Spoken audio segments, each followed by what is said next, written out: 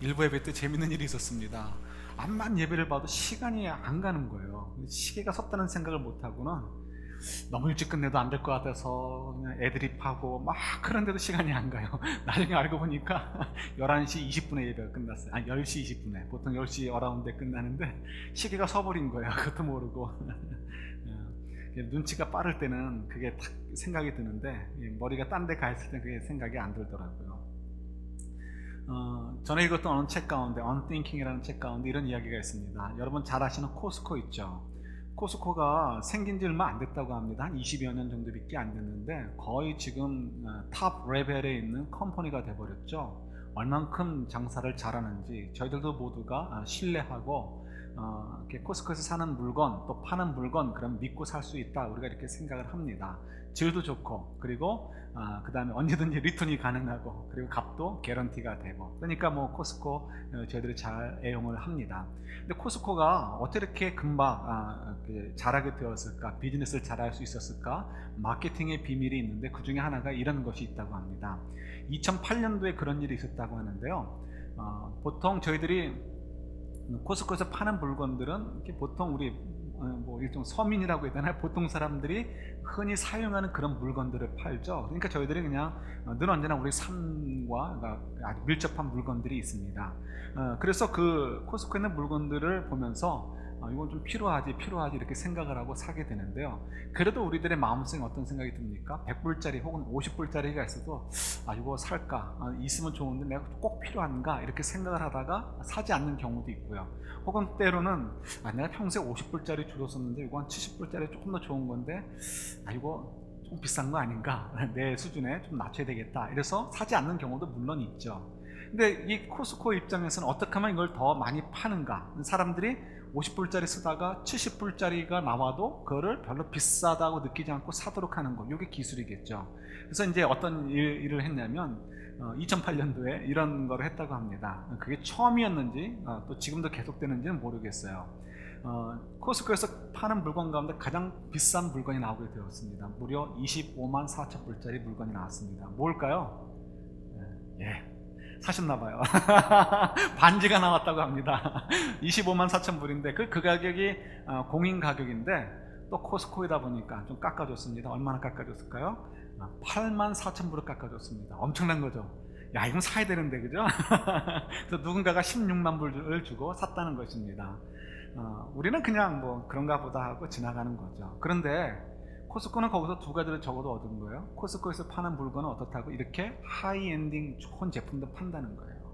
워낙 좋은 브랜드의 가치를 가지고 있는 코스코지만 더 올리는 거예요. 거기다 그것을 본 사람들이 있습니다. 코스코를 이렇게 드나다니던 사람들이 25만 불짜리가 팔리는 것을 봤어요. 그 다음에 코스코에 있는 물건들이 어떨까요? 25만 불짜리도 거리가 되는데, 그죠? 사는 사람들이 있고 하는데, 나는 살 능력은 없지만 어떻게 눈이 버려버린 게 된 거예요. 그래서 마치 그 전까지만 해도 50불짜리면 딱 맞았고 70불짜리만 돼도 이거 비싸다라고 생각됐던 것이 에이 뭐 25만 불짜리도 뭐 파는 적인데 하면서 70불짜리가 아무것도 아니게 되었다는 거예요. 그 사람들이 더 많이 이게 소비를 하게 되고 더 많은 이제 물건들을 사게 되었다는 거죠. 이게 이제 사람들의 그 눈을 현혹시키는 거죠. 그래서 넘어가 가지고 물건들을 더 많이 소비하도록 만드는 거. 그래서 코스코가 이렇게 아주 장사를 더 잘하게 되는 그런 이제 마케팅 중에 하나다라고 소개를 하는 것을 보게 되었습니다.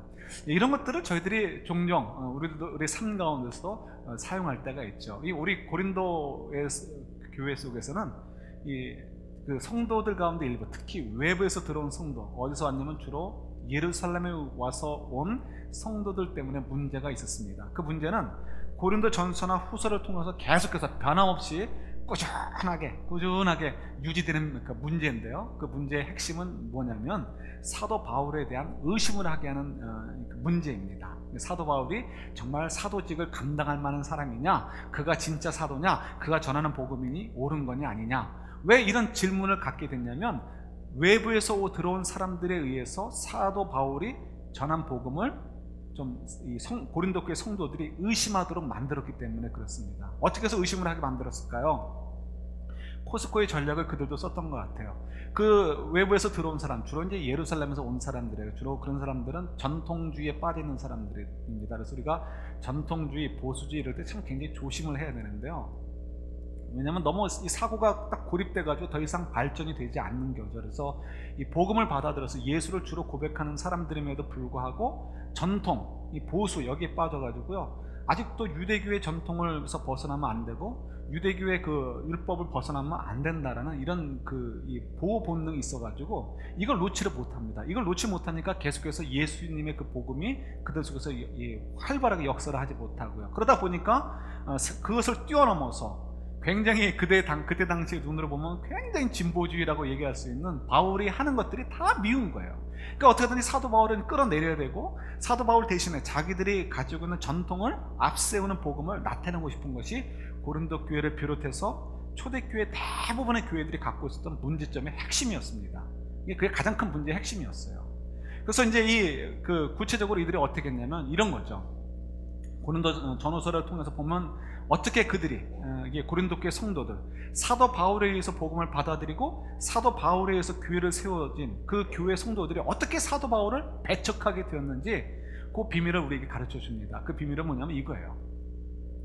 사도 바울이 이제 떠난 다음에 그들이 들어왔습니다. 들어와가지고 자기들의 영향력을 키워야 되는데요. 그러려면 첫 번째 뭘 했냐면 자기들을 자랑을 많이 한 거예요. 그래서 지난주도 묵상했듯이 어떤 자랑들 했어요? 자기들은 뭐요? 성령의 은사도 있고 혈통으로도 뛰어나고 그리고 교회에 대한 열심도 뛰어나고 그 다음에 뭐요? 또 이 예루살렘에 있는 사도들과도 아주 친분의 관계가 있고 이런 저런 것들을 자랑해요. 다 자랑할 만한 거리들이에요. 근데 그 자랑하는 것들을 통해서 자기들을 더 어떻게 포장하는 거예요. 사도 바울은 그들보다도 더 그런 것들을 자랑할 만하지만 자랑을 하지 않고 있어요. 그런데 사람들의 눈에는 뭐가 보이는 거예요? 자랑하는 사람의 것이 보이게 되는 거죠. 그러니까 그들이 사도 바울은 조금 고린도 교회 성도들의 눈에는 사도 바울이 조금 어리석은 사람처럼 보이고 반대로 자기를 막 떠버리고 자기 PR을 하고 자기 자랑을 막 하는 사람들은 굉장한 사람들로 보이게 되는 거죠. 우리 흔히 여기 빠지죠. 그 다음에 두 번째가 어떤 것이 있냐면요, 고린도 교회 문제들이 있어요. 그래서 한번 볼까요? 고린도 후서 12장 20절하고 21절 볼게요. 고린도서 12장 20절과 21절입니다.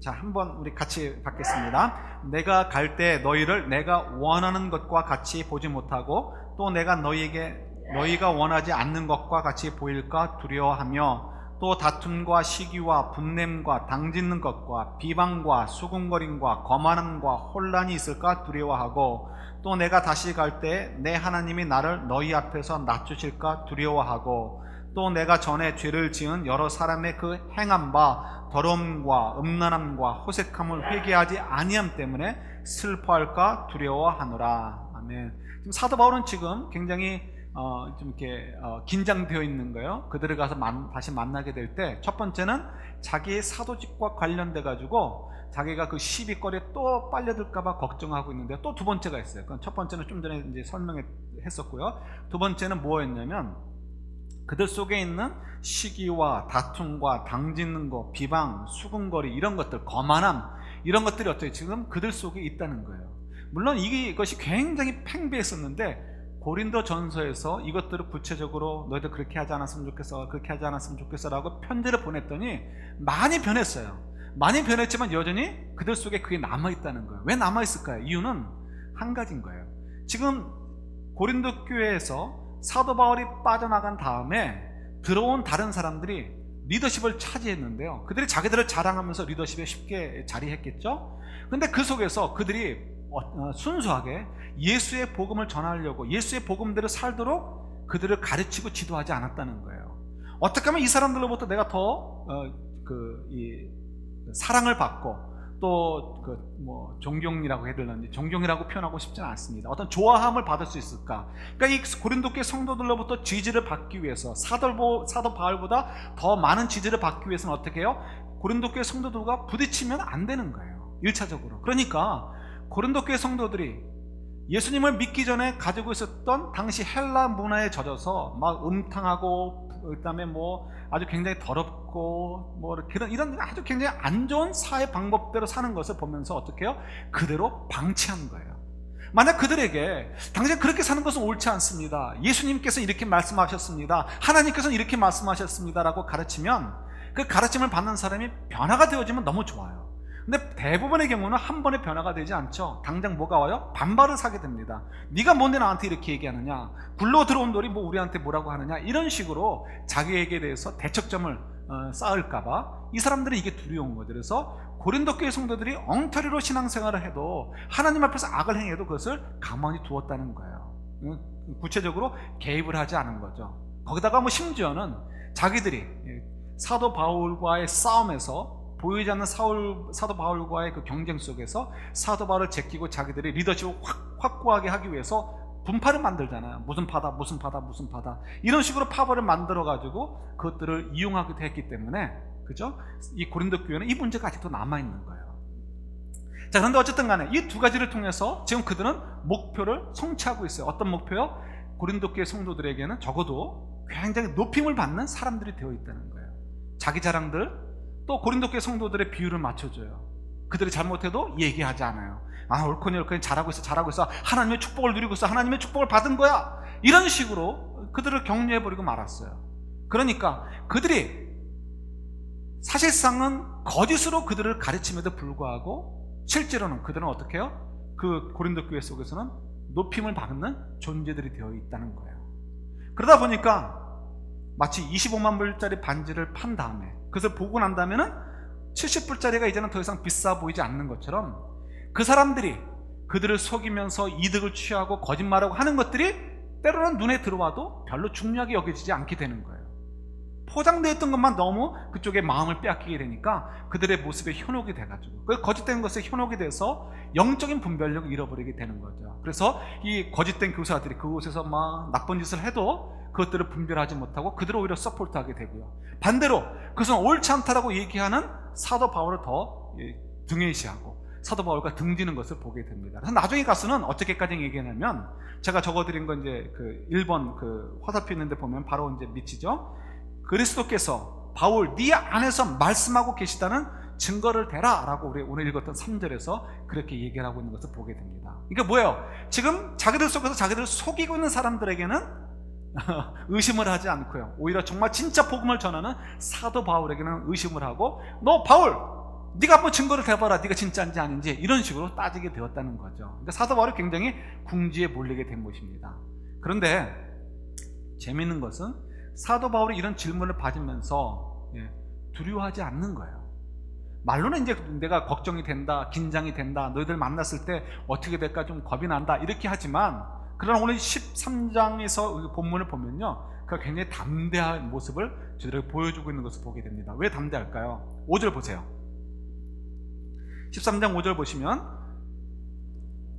조금 전에 읽은 거죠. 너희는 믿음 안에서 있는가? 너희 자신을 시험하고 너희 자신을 확증하라. 예수 그리스도께서 너희 안에 계신 줄을 너희가 스스로 알지 못하느냐, 이렇게 얘기하고 있는 거예요. 이게 뭐냐면 3절에서도 얘기하지만 예수님께서는 능력이 있으시다는 거죠. 어떤 능력? 내가 정말 진짜 사도다라는 것을 증명해 주시는 능력. 그건 아무것도 아니라는 거예요.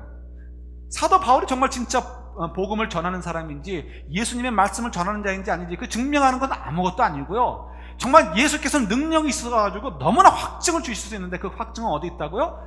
고린도 교회 성도 여러분들 안에 예수님께서 역사하시기 때문에 여러분들이 여러분들 속에 역사하시는 예수님을 보게 되면, 아, 사도 바울이 전한 복음이 정말 맞구나 하는 것을 알게 될 테니까 자기는 조금 더 염려하지 않는다는 거예요. 조금 더 걱정하지 않는다는 거예요. 대신 뭐라고요? 여러분들 스스로를 한번 시험해 보십시오라고 얘기하고 있는 것을 오늘 5절에서 보게 되는 거죠. 그 얘기는 뭐냐면, 조금 전에 읽었듯이 예를 들어서 고린도 후서 12장 20절 21절에 나왔던 것처럼요, 만약에 고린도 교회 성도들이 자기들을 조금만 주의해서, 즉 눈앞에 알짱거리나 자랑하고 화려한 것들을 즐기는 사람들에게 시야를 빼앗기지 않고요, 내 속에서 거하시는 성령님을 보게 되고 내 속에서 역사하시는 예수님의 인도하심을 따라 살게 되면 어떻게 될까요? 자연스럽게 그 거짓 교사들이, 바울의 대적자들이 괜찮아 라고 얘기했던 거, 분당 짓는 거, 시기하는 거, 투기하는 거, 질투하는 거, 서로 싸우는 거, 음란한 것, 간음하는 것, 이런 모든 것들이 어떻게 보일까요? 좋아 보일까요? 아니면 안 좋게 느껴질까요? 당연히 자연스럽게 그것이 거북하게 느껴지고요, 그것이 멀어지게 되는 거예요. 지금 한국에 미국도 마찬가지지만 한국 같은 경우 부부 관계도 있고 부부도 있고 애인도 있어야 되는 시대가 되었다고 하잖아요. 그죠? 벌써 한 7, 8년 전만 해도 그것이 굉장히 이슈가 됐는데 요즘은 그 이슈가 되지도 않는 것 같아요. 심지어는 농담 삼아 진담 삼아 하는 얘기가 교회를 다니는 성도들조차도 부부 관계가 있으면서도 숨겨놓은 애인들이 있을 것이다, 이렇게 얘기를 합니다. 그만큼 굉장히 한국이 굉장히 이 도덕적으로 그냥 너무 오픈이 되어버리고 문란해져 버린 것 같아요. 근데 그런 속에서 우리가 살다 보면 직장 생활을 하는데 얘도 애인이 있고 쟤도 애인이 있고 다 애인이 있어요. 그럼 나는 설사 애인이 없다 할지라도 그 사람들의 모습이 그렇게 더러워 보이고 추해 보이지 않을 거예요. 너도 나도 있고 그걸 자랑하고 내가 이번에 와이프 눈을 속이고 애인과 함께 어딜 갔다 왔는데 얼마나 재밌고 좋았는지 이러면 정말 그런가? 넘어가게 되는 거죠. 그런데 지금 사도 바울이 얘기하는 건 뭐냐면 그때 어떻게 하라고요? 너희 자신을 전부 시험해 보라는 거예요. 너희 속에서 말씀하시는 예수님, 너희 속에서 도전하시는 성령님의 음성을 따라서 한번 너희 자신을 돌아보고 그런 삶을 살아보라는 거예요. 그럼 어떻게 된다고요? 우리가 볼 땐 너무나 당연스럽게 느껴지는 것들, 세금을 속이고 사람들끼리 서로 경쟁하면서 속이고 거짓말하고 아니면 누군가를 이렇게 끌어내리려고 애쓰고 하는 것들이 지금 사실 어떻게 보면 너무나 당연한 것처럼 느껴지지만 예수의 말씀을 따라 살아다 보면 어떻게 그런 것들이 점점 거북스럽게 느껴지고요, 그건 옳지 않은 거예요. 나중에는 그건 생각만 해도 우리가 동성연애하면 막 소름 끼치는 것처럼 소름 끼치게 된다는 거죠. 그렇게 되면 뭐가 증거가 되는 거예요? 너희들 속에서 그 오냐 해주는 사람들이 옳은 것인지, 아니면 너희들의 삶이 옳지 않다라고 얘기하는, 그래서 너희들한테 인기가 없는 내가 옳은 것인지, 내가 전하는 복음이 옳은 것인지, 내가 전하는 예수 그리스도가 옳은 예수님인지, 아니면 그들이 전하는 복음이 맞고 그들이 전하는 예수가 옳은 예수인지 너희들이 확증할 수 있게 될 것이다, 이렇게 얘기하고 있는 거죠. 그러면 저희들이 참 이렇게 마음의 도전을 좀 받습니다. 여러분, 저희들이 이 복음으로 사는 거 참 어려워요. 그래서 많은 사람들이 다 죄 속에 빠져있을 때, 그때 예수 믿고 교회 가서 이것도 힘들지만 그보다 더 힘든 거 뭐예요? 하나님 말씀대로 의와 공평과 진리를 따라서 사랑으로 옳은 건 옳다, 그런 건 그러다라고 얘기하는 건 정말 어렵습니다. 그죠?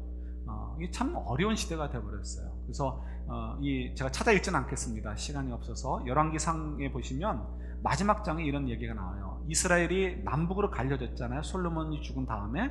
그래서 남유다는 우리끼리 얘기하면 남한처럼 조금 더 하나님 보실 때 이뻐요.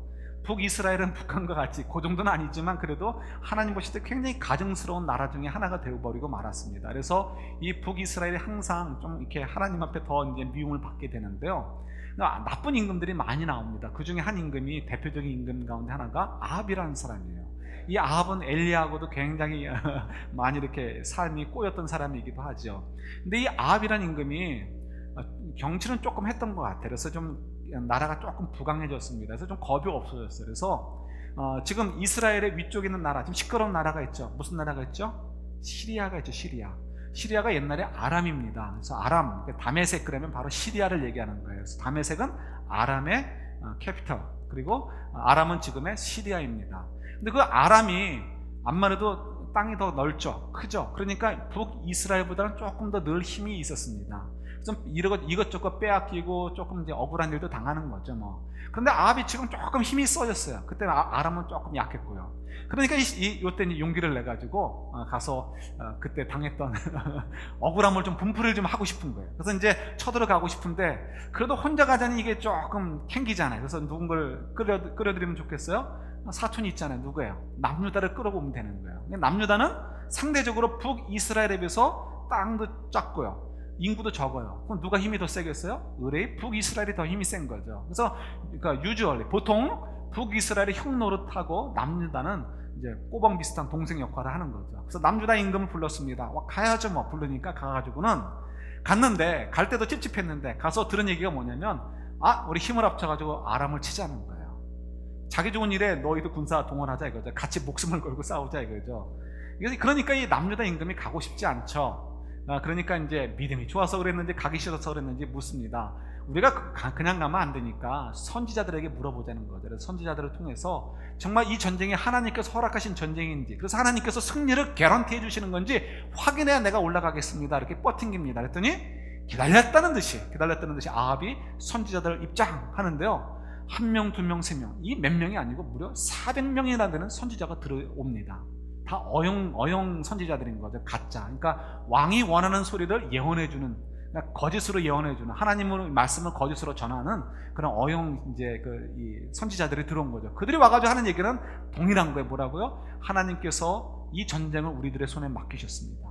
아합 임금이 올라가면 무조건 승리합니다. 이런 식으로 이제 거짓말을 한 거예요. 그런데 남유다 임금이 그거 모르겠습니까? 그도 뭐 산전수전 다 겪은 왕인데, 그러니까 눈치를 챈 거죠. 이거는 순 어용 가짜들이지 진짜가 아니다 이거죠. 그래서 또 뻗팅깁니다. 다른 선지자는 없습니까? 그랬더니 아합 임금이 하든 마지못해 그래서 미가야라는 선지자를 데리고 옵니다. 근데 미가야는 어용 선지자가 아니고요, 진짜 하나님의 말씀을 전하는 사람이었어요. 그냥 그가 얘기를 합니다. 올라가면 죽습니다. 올라가지 마십시오. 이건 당신을 망하도록 하는 사단의 꾀임이지 하나님께서 당신에게 허락한 전쟁이 아닙니다. 그때 어떻게 할까요? 사람들이 이 진리를 선포하는 선지자야말로 우리가 정말 존경해야 된다, 이런 얘기 할까요? 우리가 그의 말에 귀를 기울여야 된다, 우리가 다시 한번 기도해 봐야 된다, 이럴까요? 아니요. 죄 가운데 뒤집혀 있는 사람들, 그럼 다수의 사람들이 다 죄 가운데 다 이렇게 마음을 빼앗기고 있으니까요, 그 소리가 들려오지 않습니다. 시드기야라는 선지자가, 그래서 그 400명 중에 대표격인 것 같아요. 탁탁 미가야가 나가서 얘기합니다. 그리고 그의 뺨을 탁 치면서, 모욕이죠, 탁 치면서 얘기합니다. 내 속에서 말씀하시는 하나님이 말씀하신 게 뭐라고 얘기했어요? 가서 전쟁해라. 그럼 이긴다 말씀했다고 얘기했단 말이에요. 내 속에서 말씀하신 하나님이 언제 나와서 네 속에 가서 그런 얘기 하느냐? 거짓말한다는 거죠. 사실은 누가 거짓말하는 거예요?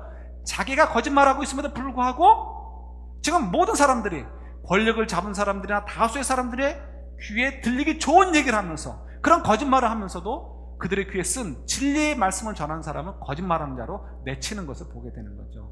임금도 하나님 말씀 사실 듣고 싶지 않죠. 지 마음대로 하고 싶은 거죠. 그러니까 어떻게 해요? 그 사람을 핍박합니다. 잡아가지고 미가야라는 선지자를 잡아서 당시의 감옥에다 갖다 집어넣는 거죠. 그리고 이제 전쟁터로 나가게 됩니다. 여러분, 이런 일을 우리에게 맡기시면 할 수 있겠습니까?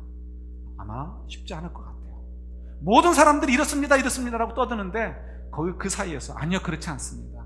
우리 믿는 사람들은 경쟁을 해도 정당하게 해야 되고요, 믿는 사람들은 세금도 제대로 이렇게 신고해야 되고요, 믿는 사람들은 손해를 보더라도 다른 사람들에게 좀 때로는 양보하면서 살아가야 됩니다. 이렇게 얘기하면 여러분들이 저를 어떻게 보시겠습니까? 여러분 옆에서 목장수 모임에서 또 시니어 모임 속에서 여러분들에게 정말 우리가 익숙해져 있는 악한 것들에 대해서 얘기하면서 우리 그렇게 하면 안 돼요, 믿는 사람들은 이렇게 해라고 얘기한다면 어떻게 받아들이겠습니까? 당신의 말이 맞아요, 이렇게 받아들이면 너무 성숙되는데 대부분의 경우는 그렇지 않죠. 너 혼자 잘났다, 너 혼자 잘났어, 너 혼자 뭐 이렇게 잘나서 그렇게 떠드니, 이렇게 아마 반응들을 할 거예요. 그래서 저희들이 믿음 생활 속에서, 우리가 정말 이 삶 속에서, 신실의 삶 속에서 믿음을 따라 사는 건 정말 어렵습니다. 그래서 우리 스스로도 질문을 가져볼 만해요. 정말 하나님 말씀대로 사는 것이 옳을까? 하나님의 말씀이 그 약속들인데 그 약속들이 실제로 정말 성취될 것인가? 우리 이런 의문들을 갖게 되고요, 나에게 전달되는 이 복음이 진짜일까? 이게 믿어지지 않아서 자꾸 우리는 그것을 덮어두고요, 고린도 교회 성도들처럼 우리가 익숙해져 있던 대로 살려는 그런 모습들을 우리가 떨쳐버리지 못하는 이유가 여기에 있는 것이기도 하죠. 그럼 우리가 어떻게 하면 될까요? 사도 바울이 얘기하는 것에 귀 기울이시면 되는 거예요. 우리 속에 거하시는 예수님은 능력이 있으시단 말이에요. 우리가 예수님께 집중하면 그 일을 이루신단 말이에요. 그걸 좀 더 한번 확인해 보도록 하겠습니다. 성경을 들으셔서 갈라디아서 5장 가볼게요.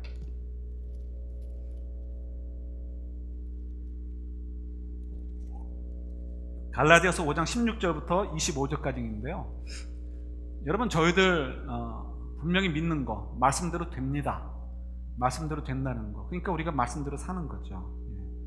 그래서 우리 말씀을 알아가야 되는 이유도 여기에 있습니다. 잘 보세요. 16절부터 25절인데 제가 빨리 읽을 테니까 눈으로 따라오세요. 내가 이르노니 너희는 성령을 따라 행하라. 그리하면 육체의 욕심을 이루지 아니하리라. 육체의 소욕은 성령을 거스리고 성령은 육체를 거스리나니 이 둘이 서로 대적하므로 너희가 원하는 것을 하지 못하게 하려 함이니라. 너희가 만일 성령이 인도하시는 바가 되면 율법 아래에 있지 아니하리라. 육체의 일은 분명하니 곧 음행과 더러운 것과 호색과 우상숭배와 주술과 원수 맺는 것과 분쟁과 시기와 분냄과 당짓는 것과 분열함과 이단과 투기와 술취함과 방탕함과 또 그와 같은 것들이라. 전에 너희에게 경계한 것 같이 경계하노니, 여기는 같이 읽을까요? 같이요. 이런 일을 하는 자들은 하나님의 나라를 유업으로 받지 못할 것이요. 그 다음부터 제가 있습니다. 오직 성령의 열매는 사랑과 희락과 화평과 오래 참음과 자비와 양성과 충성과 온유와 절제니 이 같은 것을 금지할 법이 없느니라. 그리스도 예수의 사람들은 육체와 함께 그 정욕과 탐심을 십자가에 못 박았느니라. 만일 우리가 성령으로 살면 또한 성령으로 행할지니라. 아멘. 여러분 여기 보시면 21절을 보시면 뭐라고 얘기되어 있습니까? 어떤 사람들은 구원을 받지 못한다고요? 매 주일마다 예배 안 드리는 사람들이요? 그러면 매 주일마다 절강 가는 사람들이요? 네, 그런 얘기 안 하죠. 어떤 얘기예요? 우리들이 너무 익숙한 것들을 얘기하시네. 그죠? 그럼 우리 어떻게 돼요? 우리는 분명히 예수 그리스도의 십자가의 피로 구원받았다고 믿었는데, 사도 바울이 나중에 연세가 드셔서 와락가락하시나 왜 이런 말씀하셨을까요? 사도 바울이 얘기한 거는 이거는 실제는 아닌데 강조하기 위해서 그냥 뻥튀기 한 얘기일까요? 아니면 진짜 얘기일까요? 예. 만약 이것이 사도 바울이 오락가락해서 쓴 얘기라면 다른 사도 바울의 얘기는 어떻게 믿을 수 있겠어요? 예, 맞아요. 그 말씀대로 되는 거예요. 21절에 뭐라고 되어 있어요? 이런 일들을 하는 자들은 하나님의 나라를 유업으로 받지 못한다는 거예요. 그러면 도대체 어떤 사람이 감히 하나님의 나라에 들어갈 수 있습니까? 어떤 사람이 정말 구원을 받을 수 있냐는 거예요. 뒤에 보니까 답이 나오죠? 어떤 열매를 맺는 사람들이요? 성령의 열매를 맺는 사람들. 그럼 어떻게 성령의 열매를 맺을 수 있어요? 다행스럽게도요, 너무 감사한 거예요. 감사한 거. 뭐냐면, 우리가 죽었다 깨어나도요, 지금 9절부터 21절까지 나와 있는 그 내용들, 그래서 우리가 천국에 가지 못한다고 하는 그 내용들을 행하지 않고 그것들로부터 자유로울 수 있는 사람은 이 세상에 단 한 명도 없습니다. 그러니까 어떻게 해요? 다행인 거예요. 일단 다 죽든지 다 살든지 할 거 아니에요. 나 혼자 죽으면 곤란한데 다 죽을 거니까 뭐 상관없죠. 네? 그러니까 적어도 어느 누구도 투기하지 않고 뭐 이런저런 뭐 절제하지 않고 뭐 이런 거 있잖아. 이런 것들로부터 자유로울 수 있는 사람은 아무도 없다는 거예요. 예수님 외에는. 그럼 이 세상에서 정말 구원받을 사람은 아무도 없느냐? 그런데 답이 그 다음에 나오는데 뭐냐면, 성령의 열매를 맺는 사람들은 구원을 받는다는 거예요. 근데 성령의 열매를 그러면 어떻게 맺을 수 있느냐? 우리가 열심히 노력하면 될까요? 기도 열심히 하고 말씀 열심히 묵상하고 봉사 열심히 하면 그런 성령의 열매를 맺어서 성교도 열심히 가고 하면 그 성령의 열매를 맺게 되어져서 우리가 구원을 받게 될까요? 다행스럽게도 그런 게 아니란 말이에요. 그게 뭐냐면, 우리가 주체가 아니고요, 우리 속에 성령님이 거하신다면 자연스럽게 그런 열매를 맺는 삶들을 우리가 살게 된단 말이에요. 그런데 신앙이 적을 때는 뭐가 더 크게 보여요? 우리가 전에까지 익숙해져 있는 우리 19절부터 21절까지의 내용들이 더 좋아 보여요. 익숙하고. 그러니까 그런 것들은 마음껏 하게 돼요. 그런데 우리 속에 거하시는 성령께 우리가 집중하게 되어지면, 그래서 성령의 음성을 두고 성령의 뜻을 따라 살게 되면 어떻게 된다고요? 그런 것들이 점점 멀어지게 되고, 그런 것들이 싫어지게 되고, 그런 것들이 미워지게 되고, 그런 것들을 미워하셔서 심판하시겠다는 하나님 말씀이 무섭게 다가와서 저희들은 어떻게 점점 더 성령의 인도하심을 따라 순종하게 살게 되고요. 그렇게 되면 자연스럽게 우리 삶 속에서 어떤 열매가 맺어진다? 성령의 열매들이 맺어지는 삶을 살게 된다라고 얘기하고 계시는 거예요. 그래서 제가 이제 다시 한번 읽어드리면요, 제가 이건요 말고요. 그 표준 세번역 버전에 이렇게 25절이 되어 있습니다. 25절 제가 읽을게요. 우리가 성령으로 삶을 얻었으니 우리는 성령이 인도해 주심을 따라 살아갑시다. 어떻게 하면 된다고요? 우리 안에 성령이 계시니까 이제 우리 성령의 인도하심을 따라 살아가면 그런 성령의 열매를 맺는 구원받는 백성이 될 테니까 그런 삶을 삽시다라고 얘기하고 계신 거예요. 헤알리 소로라는 분이 있습니다. 이분은 1800년대 후반, 중반과 후반에 살았던 분인데요. 이분이 굉장히 참 그 의미심장한 얘기를 해 주셨어요. 이분이 한 얘기는 뭐냐면, 이분이 교육가이기도 한데요. 당신의 눈을 안으로 향하게 하십시오 라고 얘기를 한 것입니다. 우리들의 눈, 우리 각자의 눈은요, 내 자신을 보는 것, 밖을 보지 않고 내 자신을 보면, 안을 보면 내가 미처 발견하지 못하고 알지 못했던 1000개의 그 장소들을 발견하게 된다는 거예요. 그러니까 1000 place들을 발견하게 된다는 거죠. 그게 뭐냐면, 내가 알지 못했던 나의 어떤 은사들, 하나님 주신 은사들, 나의 어떤 자질들, 가능성들, 어떤 좋은 그 강점들, 개발하면 더 좋아질 만한 것들, 이런 것들이 참 많이 있다는 거예요. 근데 우리가 그냥 사는 것에 쫓기다 보면은 사실은 밖에만 보다가 살다가 끝나는데 내 안을 보지 못한다는 거죠. 그래서 우리 스스로에 대해서, 우리 자신에 대해서 너무 모르고 살다 죽는 거죠. 그러니까 이분이 얘기하는 건 뭐냐면, 다른 데 눈 돌리지 말고 내 안을 보라는 거예요. 그러면 내가 정말 미처 몰랐던 나의 그 많은 그 곳들이 있는데, 그 플레이스로 이제 설명을 한 거죠. 1000 플레이스들이 있단 말이에요. 많은 것들이 있단 말이에요. 그것들을 어떻게 하라고요? 하나씩 여행을 해보라는 거예요. 여행을 해보다 보면, 그것들을 경험해보고, 활용해보고, 키워보면, 어떻게 한다고요? 나라는 우주를 우리가 더 많이 파악을 하게 될 것이고, 그 우주를 더 많이 풍성하게 누리게 될 것이다. 이렇게 얘기를 합니다. 그러니까 교육학적으로 굉장히 중요한 얘기를 하는 거예요. 여러분, 이건 굉장히 저희들에게도 그대로 적용이 될 수 있는 문제라고 생각이 듭니다. 저희들이 너무 신앙생활을 하면서도 우리가 너무 천편일률적으로 한 곳으로 달려가는 것이 있어요. 뭐냐면, 주여 믿습니다. 복 주십시오. 복 주십시오. 그러니까 하나님께서 우리 속에서 거하시면서 우리를 인도해 주시고, 우리가 요구하기 전부터 우리에게 가장 필요한 것들로 제공해 주신 하나님의 은혜와 사랑을 보지 못하고요, 그냥 급한 거예요. 나만 급해서 복 주십시오, 복 주십시오, 믿습니다 하면서 마치 이방신들을 믿는 사람들처럼 그런 열심만 가지고 하나님을 달래려는 듯한 그런 믿음의 생활들을 저희들이 하고 있는 거죠. 그러다 보니까 저희들이 실제로는 하나님께서 이미 1000 플레이스 이상으로 우리가 미처 보지 못했던 수많은 것들, 우리가 평생을 누려도 누리지 못할 그 많은 아름다운 것들 우리에게 제공해 주시고 기다리고 있음에도 불구하고 우리는 거기들을 발을 디디지도 못하고, 여행은커녕 발을 내디디지도 못하고, 있는지 없는지 조차도 깨닫지 못하고 살다가 그냥 죽어버리는 거예요. 그러니까 주님께서 얼마나 답답하시겠어요. 지금 사도 바울도 그런 얘기를 하는 거예요. 우리 속을 보는 거예요. 우리 속을 한번 보자는 거예요. 우리 속을 보니까 예수님을 모르는 사람들은 뭐예요? 자기만 보이지만 예수님을 아는 사람들은 뭐가 보이는 거예요? 우리 안에 거하시는 성령님이 거하시는 거예요. 성령님이 보이는 거예요. 여러분, 성령 하나님이 보이십니까? 느껴지십니까?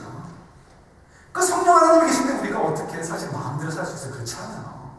아까 우리 찬송가 저도 처음 불렀던 것 같아요. 그래서 너무 힘들었는데 우리 정말 기뻐할 수 있는 거예요. 기뻐할 수 있는 거. 우리 교회 뒤졌다고 행복할 수 있는 거예요. 왜 행복해요? 내 안에 모든 주이신 하나님이 성령님을 통하여 우리와 함께 거하고 계시단 말이에요.